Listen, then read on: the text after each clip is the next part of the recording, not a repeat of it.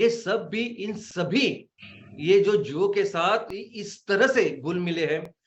हमारी माँ ने करोड़ों सालों से इसकी ऐसी व्यवस्था करके रखी है कि चींटी से लेके हाथी तक हर जीव की व्यवस्था, हर जीव का ख्याल करोड़ों सालों से हमारी माँ लेके कर रही है। और इसी व्यवस्था को हम कहते हैं इकोसिस्टम। इसी व्यवस्था को कहते हैं हम लोग पर्यावरण संतुलन, जिसमें हर जीव का ख्याल हमारी माँ ने करोड़ों साल से रखा है। और दोस्तों, इसमें हमारा कोई अधिकार नहीं बनता, हमें कोई भी अधिकार नहीं मिलता कि हम इस पूरे व्यवस्था को हमारे माँ ने जो करोड़ों जीवों के लिए बनाई है उसको बर्बाद करें। हमने ऐसी चीजों के लिए, जो चीज जमीन पे उग सकते, जमीन पे कर सकते, उस चीजों के लिए हमने हर जगह जगह इस धरती को चीर फाड़ के रखा है, अंदर गए और इस तरह से ये सब काम किया है कि पूरी जो ये व्यवस्था करोड़ों साल से बनी हुई है उसको तहस नहस करके रखा है। और दोस्तों, जब भी हमेशा हम कहते बात करते हैं इस व्यवस्था की, हम कहते हैं ग्लोबल वार्मिंग, ग्लोबल वार्मिंग। दोस्तों, सिर्फ टेम्परेचर नहीं है। आप और मैं जब हम लोग जीते हैं तो सिर्फ टेम्परेचर के ऊपर नहीं है, पीएच है और कई सारी चीजें हैं। हमने जब बर्बादी की है, इस मनुष्य ने जब बर्बादी की, ये सब चीजों की है। टेम्परेचर तो बढ़ाया ही है, पीएच जमीन का हो गया खराब, और कितनी सारी चीजें हम लोग इस तरीके से बर्बाद कर रहे हैं कि आज हर दिन 150 से लेके 200 जीव, उसमें प्राणी भी है, उसमें वनस्पति भी है, इस दुनिया से हमेशा हमेशा के लिए यहां से निकल जा रहे हैं, लुप्त हो रहे हैं। ऐसे जीव जिनका करोड़ों साल हमारी माँ ने ख्याल रखा है, ऐसे जीव हमेशा के लिए निकल जा रहे हैं। आज मैं आपको प्रेजेंटेशन दे रहा हूं इस घंटे में, तो ये एक घंटे में भी 8 से 10 जीव इस धरती से, इस पर्यावरण से हमेशा के लिए लुप्त हो जाएंगे। और इस सभी चीजों का अगर कोई दुश्मन है, नंबर 1 रीजन है कि जिसकी वजह से ये पूरी तबाही हो रही है, तो वो तबाही, वो रीजन, वो कारण है कोयला। दोस्तों, आपको क्या लगता है, कोयला आप इसके लिए इस्तेमाल कर रहे हैं कि वो बहुत सस्ता है, कहीं भी इस्तेमाल होता है, चाहिए जितने आप उसको ले सकते हो, आपको उसको इस्तेमाल कर सकते हो। कोई भी ईंधन इतने अच्छी तरह से काम नहीं करता जितना कोयला करता है, और बहुत सस्ता भी है। दोस्तों, कोयला बहुत बहुत महंगा है। क्या आप जानते हैं कोयला किस तरह से उसको बनाते हैं, किस तरह से निकालते हैं? कोयले की जितने भी खदानें हैं, कोयला निकाला जाता है 2 तरीकों से। एक तो सब सरफेस, यानी ऊपर का सरफेस वैसे रख के आप सुरंग बनाते हैं और नीचे से कोयला निकालते हैं, और ओपन सरफेस, जहां पूरा ऊपर का जो पर्यावरण है, जंगल में, उसको पूरा काट के पूरी तरह से ऊपर उजाड़ के वो आप कोयला निकालते हैं। पूरी दुनिया में 60% जितना कोयला निकलता है ना, वो सब सरफेस या क्लोज्ड माइनिंग से होता है। ऊपर के पर्यावरण को हाथ नहीं लगाते और वहां से कोयला निकाल रहे हैं। लेकिन भारत, जो दुनिया का जितना भी कोयला बनता है, भारत 10% भारत में बनता है, भारत निकलता है। और आपको सुन के हैरानी होगी कि भारत में 93% जो भी कोयला निकलता है वो खुले ओपन सरफेस माइनिंग से निकलता है। यानी जहां जहां कोयले की खदान है, वहां के ऊपर की पूरा जो पर्यावरण है, पूरा सब कुछ तबाह करके हम उस कोयले को निकाल रहे हैं। हमें पता है सबको कि पूरी दुनिया में भारत का नाम वहां के घने जंगलों से है। जहां जहां ये कोयले की खदान है, वहां घने घने, बहुत घने जंगल है, और ऐसे घने जंगल को बर्बाद करके हम आज कोयला निकाल रहे हैं, और ये 93% बढ़ रहा है, और ज्यादा कर रहे हैं दोस्तों। और इसके साथ सिर्फ हम लोग कोयला नहीं निकलते, तो हम लोग निकाल रहे हैं जहर, एक्चुअली जहर, ऐसी चीजें जो मेडिकल साइंस से लेके हर जगह एस्टैब्लिश की वो जहर है टेक्निकली। ऐसी चीजें जो पता है कि इससे कैंसर होने वाला है, ये सब चीजें निकालते हैं।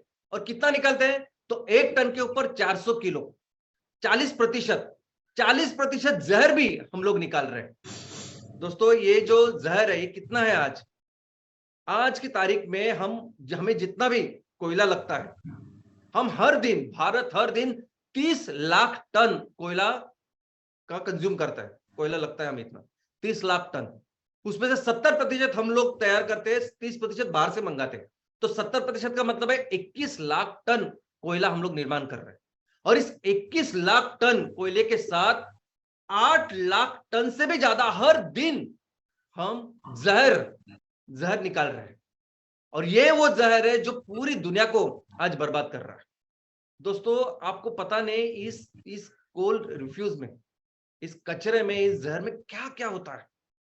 यानी अगर ये पानी के संपर्क में आ गया तो उसे सल्फ्यूरिक एसिड बनता है, सबसे ज्यादा सल्फर इसमें होता है। आपने एसिड रेन का नाम सुना होगा, वैसे जब भी बारिश होती है तब इमीडिएटली सल्फ्यूरिक एसिड बनता है और वो एसिड पूरे हमारे जमीन में, पानी में, हर जगह घुल जाता है। इसमें कई सारे ऐसे चीजें हैं जो एक्चुअली कार्सिनोजेंस है, जो जहर है, जिसको अगर वो पानी में घुल गए तो पानी में जितने भी वनस्पति है, प्राणी है, इमीडिएटली मरते हैं। और आज इस कोल की वजह से, इस जहर की वजह से हमने अपने जहां जहां खदानें हैं उसके आजू बाजू में जितनी भी सरफेस वाटर है, जितने भी नदियां, तालाब, कुएं से लेके जो अंडरग्राउंड वाटर है, उसको भी हमने पूरी तरह से कंटामिनेट किया। दोस्तों आज जहां जहां भारत में ये सब कोयले की खदानें हो रही है, वो इतनी बर्बादी है कि हम अंतरिक्ष से भी देख सकते हैं। अंतरिक्ष से भी, स्पेस से भी जो फोटो निकलते हैं ना, तो उसमें पता चल रहा है कि इतनी बड़े स्केल पे ये माइनिंग हो रही है। और मैं आपको बताऊं कि ये माइनिंग, ये जहर इस तरीके से है कि जहां जहां माइन होती है ना, वहां के 5 किलोमीटर रेडियस में जितने भी घर है, जितने भी लोग हैं, उनको इस जहर की वजह से वो बीमार है। मैं बाकी की बीमारी की बात नहीं कर रहा हूं, कोई डेंगू या मलेरिया की बात नहीं कर रहा हूं, मैं एक्चुअली इस जहर की वजह से जो बीमारी है तो उसकी बात कर रहा हूं। तो हर घर में, हर व्यक्ति को ये जहर की वजह से बीमारी है, 100% 5 किलोमीटर रेडियस। लेकिन जब 40 किलोमीटर रेडियस की बात करते हैं तो वहां में 40% लोग आज उससे बीमार है, इस जहर की वजह से। और जब भी हम लोग ये बात करते हैं ना, हम फिर सिर्फ हमारे बारे में ही सोचते हैं, हमारे बारे में ही सोचते हैं कि इतने सारे व्यक्ति, इतने सारे लोग बीमार हो रहे हैं, ऐसा सब हो रहा है। लेकिन हम कभी भी पर्यावरण के बारे में नहीं सोचते। इतने सारे इलाके में कितने सारे पेड़, कितना सारा पर्यावरण हो सकता है। एक बड़ा पेड़, क्या आपको पता है कितने सारे जीवों का पूरा जीवन होता है, पूरी दुनिया होती है। एक नदी कितने सारे जीवों की पूरी दुनिया होती है। आपको शायद अंदाजा नहीं, लेकिन 70% जीव जो नदी में थे, तालाब पे थे, वो हमेशा के लिए लुप्त हो गए। भारत की परिस्थिति है, भारत में जितने भी जीव थे वो 70% जीव फ्रेश वाटर में से निकल गए। और मैं ये रिपोर्ट आप जब पढ़ोगे इसके बारे में आपको पता चलेगा। इस तरह से बर्बादी इस कोल की कर रही है। ये कोल में ये जो मर्क्यूरी है, कई सारे अलग अलग तरह के जहर है। मर्क्यूरी तो आप ऐसे खाओगे तो मर जाओ, ये मर्क्यूरी धीरे धीरे करके पूरे फूड चेन में है। ये मर्क्यूरी हमारे बदन में आ रहा है और सेंट्रल नर्वस सिस्टम से लेके कई सारे सिस्टम्स उसको बर्बाद कर रहा है। फ्लोराइड, आपने फ्लोराइड सुना होगा, जो टूथपेस्ट में होता है। इतना ज्यादा फ्लोराइड, ये पॉइजन है। और आप देख सकते हैं कि गांव के गांव में, हर पूरा गांव और बच्चों से लेके बूढ़ों तक सभी लोग उनको स्केलेटल फ्लोरोसिस। आप देख सकते हैं आर्सेनिक, आर्सेनिक तो नॉन पॉइजन है। यानी किसी किलर को अगर किसी को मारना है तो सबसे अच्छा पॉइजन अगर कुछ है, आप पूछिए किसी को भी, पुलिस को उनको पूछिए, मेडिकल साइंस में पूछिए, आर्सेनिक जहर ऐसा है कि उसको टेस्ट ही नहीं होता, तो आराम से मारा, और मल्टी ऑर्गन फेल्योर होता है उससे। ऐसे सभी लोग वहां रह रहे, गांव के गांव को, हर व्यक्ति को कुछ ना कुछ आर्सेनिक की वजह से। और माइनिंग, ये जो खदानें हो रही है, इसमें इतने सारे डिजास्टर होते हैं, इतनी सारी दुर्घटनाएं होती है, चाहे ब्लास्ट की वजह से, पत्थरों की वजह से, गैस की वजह से। आपने देखा कभी मैनहोल में 2-3 लोग जाते हैं, गैस की वजह से मरते हैं, शहरों में बड़े बड़े, यहाँ कितने सारे लोग मरते हैं। ये सभी लोग अनऑर्गेनाइज सेक्टर से।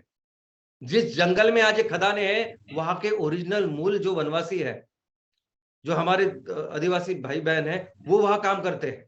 तो कितने सारे लोग इसमें दुर्घटना में मरते। 2016 में एक रिपोर्ट आई थी, कोल किल्स, उसमें उन्होंने कहा कि जो रिपोर्टेड है वो उसके अनुसार 80,000 से 1,15,000 तो साल के लोग सिर्फ कोयले के जो खदानें हैं उसकी दुर्घटना में मरते हैं। तो सोचे क्या होगी अभी की परिस्थिति। और जब कोयला जला जाता है तो आपको पता नहीं कितनी बर्बादी कोयला कर रहा है। आज हमारे देश में जितने भी मौतें होती है, 17% मौतें ये एयर पॉल्यूशन की वजह से होती है। एयर पॉल्यूशन का नंबर 1 अगर कुछ कारण है तो वो है कोयला। पूरी दुनिया में कोई भी देश लीजिए आप, अफ्रीका के लीजिए, एशिया का कोई भी देश, सबसे ज्यादा एयर पोल्यूशन अगर किसी देश में तो वो भारत है।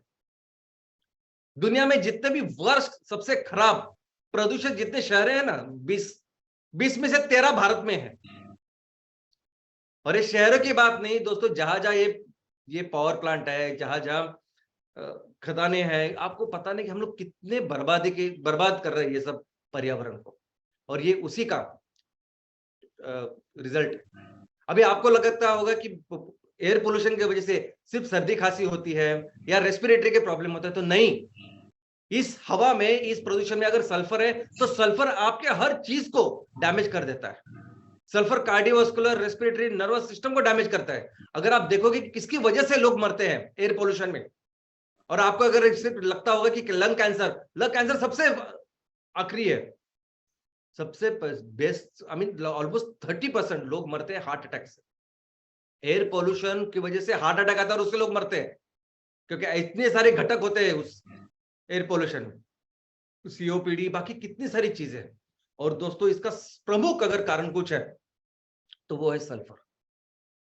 सल्फर है कि जो इतनी पूरी डैमेजेस करता है। और ये सल्फर ये है कि जिसके ऊपर सभी गुणवत्ता, यानी आपके जो स्टैंडर्ड्स है ना, वो फ्यूल के स्टैंडर्ड्स है। आपने सुना होगा कि BIS 4, 5, 6 BIS स्टैंडर्ड होते हैं, यूरो स्टैंडर्ड होते हैं, यूरो नॉर्म्स।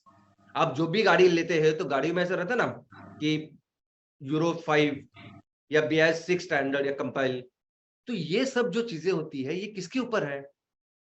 तो सबसे प्रमुख जो चीज है जिसके ऊपर ये स्टैंडर्ड्स है फ्यूल के, वो है सल्फर। BIS 6 का मतलब है सल्फर का प्रमाण 10 से कम होना चाहिए, 50 से कम होना चाहिए पार्ट पर मिलियन। तो सल्फर इतना खतरनाक है, जो भी मौतें हो रही है उसके लिए सल्फर नंबर 1 उसका कारण है। और भारत दुनिया का सबसे ज्यादा सल्फर छोड़ने वाला देश है। क्या आपको पता है सल्फर कहां से आता है? 50% ये सल्फर आता है कोयले से। या आप जो खदाने से कोयला निकाल रहे हो, उसको जला रहे हो ना, 50%, यानी जितनी भी मौतें हो रही है 17% आज हमारे देश में, उसका प्रमुख कारण है कोयला। कोयला बिल्कुल भी सस्ता नहीं है। जितने भी पार्टिकुलेट मैटर है जो हवा में होते हैं ना, धूलिकण, और जिसके ऊपर हवा की गुणवत्ता होती है, PM10, PM50, इसमें भी 20% जो धूलिकण आते हैं वो इस कोयले से आते हैं। और दोस्तों इसके अलावा सभी जो मेटल्स है, वो मेटल्स को भी जलाते हैं हम लोग और उसको पूरे हवा में डाल रहे हैं। ये कोयला जब हम चलाते हैं तो उससे बनती है राख। जितना लो क्वालिटी का कोयला उतना ज्यादा राख तैयार होती है। भारत में सबसे ज्यादा जो इस्तेमाल होता है वो है लिग्नाइट, यानी 3 जो प्रमुख उसके टाइप्स है, उसपे सबसे कम लोअर क्वालिटी का वो है लिग्नाइट। हम सबसे ज्यादा जलाते हैं और सबसे ज्यादा राख को निर्माण करते हैं, जिसे कहते हैं फ्लाई ऐश। दोस्तों हर दिन 6 lakh ton fly ash generate हो रही है, राख जनरेट हो रही है हर दिन। 6 लाख टन कहाँ जाती होगी ये? क्यों लोग बीमार पड़ रहे, इतने सब कुछ क्यों हो रहा है, इतना पॉल्यूशन, आपको समझ में आएगा। और ये 6 लाख टन जो फ्लाई ऐश जाती है ना, उसमें से 35% रिसाइकलिंग के लिए जाती है, 25% जाती है सीमेंट इंडस्ट्री को, 7% से बनती ही ईंटें, और 3% रोड। बाकी की 65% अगर ये फ्लाई ऐश कुछ कर रही है तो हमारे खेत खलियान, हमारा पानी, सब कुछ बर्बाद कर रही है। इनफैक्ट अगर आप देखोगे कि इस फ्लाई ऐश की वजह से कितनी बर्बादी हो रही है, कोई आपको रिपोर्ट करके नहीं देगा क्योंकि बहुत बड़ा बिजनेस है, कोई ऐसी संस्था नहीं होगी। लेकिन अगर आप खुद अपने आंखों से देखोगे क्या चल रहा है तो आपको पता चलेगा कितनी बर्बादी इस फ्लाई ऐश से हो रही है। और ग्लोबल वार्मिंग, जिसके ऊपर पूरी दुनिया आज चर्चा करती है, बात करती है, काम कर रही है, ये ग्लोबल वार्मिंग हो रही है कार्बन डाइऑक्साइड की वजह से। 75% से लेके 80% तक जो सबसे इंपॉर्टेंट गैस है जिससे टेम्परेचर बढ़ रहा है वो है कार्बन डाइऑक्साइड। और कौन ला रहा है कार्बन डाइऑक्साइड सबसे ज्यादा? तो वो भी है कोयला। 60% कार्बन डाइऑक्साइड जो हमारे पर्यावरण में आ रहा है वो कोयले से आ रहा है। और दोस्तों ये आपके सामने है, यानी पूरी दुनिया के सामने है कि कोयला नंबर 1 किलर है। कोयला है कि जिसकी वजह से पूरी बर्बादी हो रही है, ये पूरी दुनिया के सामने। फिर भी आज की तारीख में सबसे ज्यादा कोयला का निर्माण हो रहा है और कोयला इस्तेमाल हो रहा है सबसे ज्यादा। कभी भी इतना कोयले का उपयोग नहीं हो, यूज नहीं हो रहा था, अभी उतना हो रहा है।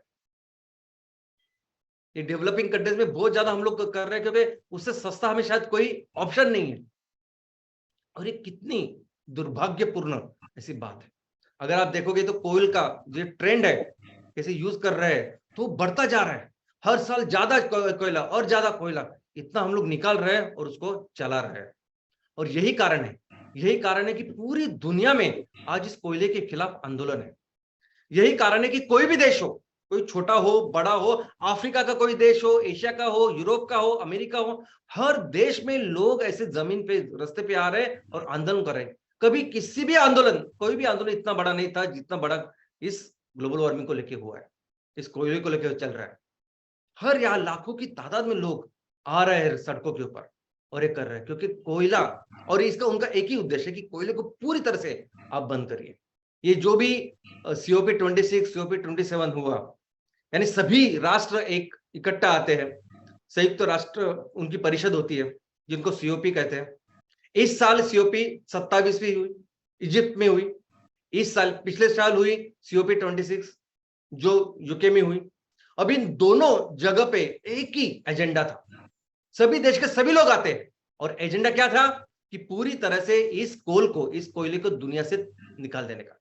इसी के लिए इसके और पूरे जो कॉन्फ्रेंस चली इसी ऊपर काम किया, लेकिन फिर भी वो हुआ नहीं जो चाहिए था।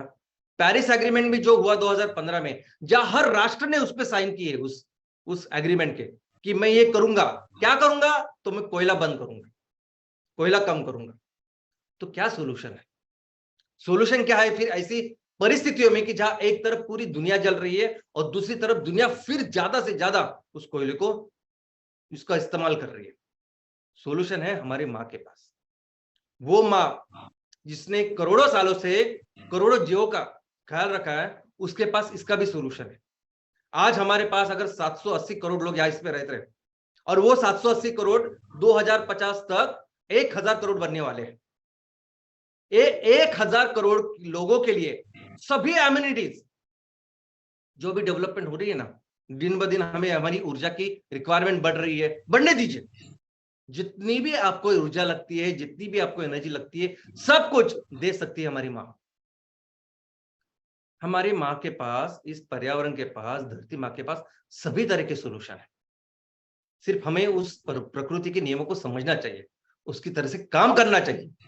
और ऐसा ही एक सोल्यूशन आज लेके हम आपके सामने आए हैं और वो है एमकोल। एमकोल एक ऐसा बायोकोल है। नॉर्मली जो हमारा कोयला, जो फोसिल ईंधन कैसे बनता है, तो बायोमास से, जो बायोमास है वो हजारों सालों तक हाई प्रेशर हाई टेम्परेचर में जाके उसका कोयला बना। तो हम लोग भी वैसा कर रहे हैं। हम लोग भी वो बायोमास लेके उसको हाई प्रेशर हाई टेम्परेचर से उससे कोयला बना रहे हैं, लेकिन कुछ मिनटों में बना रहे। और ऐसा कोयला जो पूरी तरह से कंट्रोल कंडीशन में, जिसमें बिल्कुल भी सल्फर नहीं है, कोई भी ऐसा जहर नहीं है, कोई भी ऐसी चीज नहीं है जो इस दुनिया को, पर्यावरण को कुछ हानि करे। और ये पूरी तरह से वैसे ही कोयले जैसे काम करेगा। आपको जितनी ऊर्जा की जरूरत है वो पूरा कैलोरीफिकल उतना देगा। और दोस्तों ये बायोमास ब्रिकेट नहीं है। आपने अभी तक बायोकोल के नाम पे बहुत सारे बायोमास ब्रिकेट देखे होंगे, जो एग्रीकल्चर के रेसिड्यू है, जो कचरा, उससे बायोमास के ब्रिकेट बनते हैं। कि बायोमास ब्रिकेट के बहुत सारे लिमिटेशन है खुद के। वहां मॉइस्चर ज्यादा होता है, कैलोरीफिक वैल्यू कम होती है, ज्यादा राख तैयार हो सकती है। लेकिन ये है एमकोल। एमकोल यानी नेक्स्ट लेवल एनरिच्ड, कार्बनाइज्ड, टोरिफाइड वो बायोमास ब्रिकेट्स। ये सेम है जो कोयला आप इस्तेमाल कर रहे हो, सेम कोयला हम लोग फैक्ट्री में तैयार कर, बस इतना ही। सेम कैलोरीफिक आउटपुट है। और उससे बेहतर क्या है, नेक्स्ट क्या है कि आपको जो भी जरूरत है, जिस तरह से आपको कोयला चाहिए ना, जिस साइज का चाहिए, शेप का चाहिए, वो हम करा के दे सकते हैं। यानी हम इतना उसका तैयार कर सकते हैं। आज जितना भी कोयला आप इस्तेमाल कर रहे हो, जितना भी कोयला आज आपको लगता है, हमारी प्रकृति में इनफ रिसोर्सेस है। हमारे पास इतने रिसोर्सेस है माने दिए हुए कि हम दुनिया को जितना चाहे उतना कोयले का निर्माण कर सकते हैं।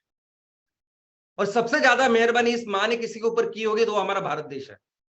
इसलिए इतना ज्यादा एग्रीकल्चर, इतनी सारी रिसोर्सेज आज हमारे पास, और ऊपर से हमारे किसान जो स्किल्ड, जो है जो आने वाले दिनों में सबसे बड़ा काम करने वाले, और ये वो किसान है जो पूरी जो हमारी जरूरत है उसको पूरा करने वाले।